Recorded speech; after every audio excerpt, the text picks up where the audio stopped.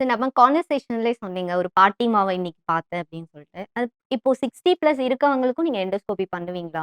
60 plus இருக்கிறவங்களுக்கு தான் endoscopy வந்து ஒரு வரப்பிரசாதம்.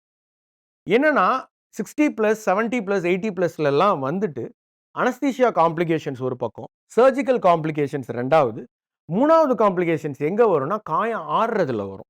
ஏன்னா, அவங்க உடம்போட புரோட்டீன் கன்டென்ட் கம்மியா இருக்கும். அவங்களோட என்சைமேட்டிக் கன்டென்ட்ஸ் கம்மியா இருக்கும். இங்க நாங்க எண்டோஸ்கோபிக் பண்ணும்போது, கீஹோல் பண்ணும்போது, மைக்ரோ பண்ணும்போது, காயம் சீக்கிரம் ஆறிடும். ஏன்னா, இங்க காயம் பெருசு கிடையாது. அவங்களுக்கு தான் இது ரொம்ப பெரிய வரப்பிரசாதம். ஆனா, நாம்ப வந்து சின்ன பசங்களும் பண்ணிக்கிறோம். தப்பு இல்ல. ஏன்னா, என்கிட்ட இருக்கு. நான் அத வாங்கிக்கிறேன். அவங்களுக்கு தான் சொல்லப்போனா இது பேசிக்கா கண்டுபிடிக்கப்பட்டதே.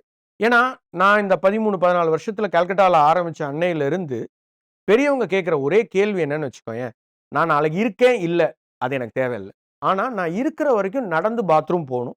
இருக்கிற வரைக்கும் என் சொந்த கையில சாப்பிடணும். இது 2ம் வந்து லைஃப் ஸ்டைல்.